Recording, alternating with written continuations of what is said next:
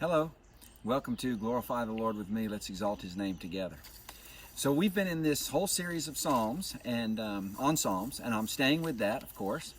And one thing that's instructive about Psalms is the way it teaches us to relate to God, and that there's not just one style of prayer or discussion in the Psalms with God. There's a whole range of things. There's declarations, like I've been talking about. There's praise, there's thanksgiving, there's good old-fashioned requests, there's confession, but there's also complaints and laments. And I want to talk about that today. And I'm not talking about murmuring, right? But I'm talking about sometimes we just have to bare our heart before the Lord and be honest with Him. In fact, be honest with Him about what we're thinking about the way He's doing things. And so let me just read through some Psalms really quickly that just show this flavor of honesty with God.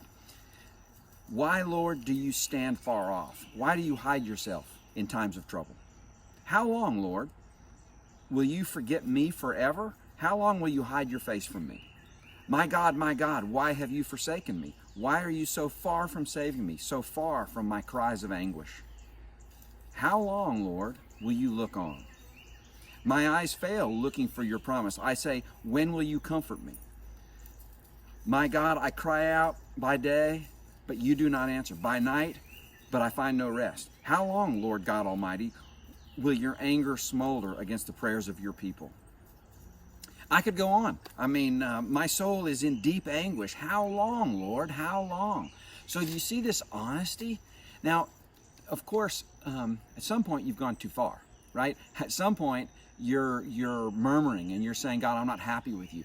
And so I want to read just a couple Psalms, and these are only a few, where the psalmist, after giving his complaint, his lament, he stops and he turns and he remembers who the Lord is. Here's a great one, Psalm 13. I'm going to read all verses 1 through 6.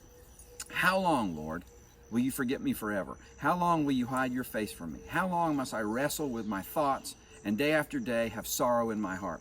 How long will my enemy triumph over me? Look on me and answer, Lord my God.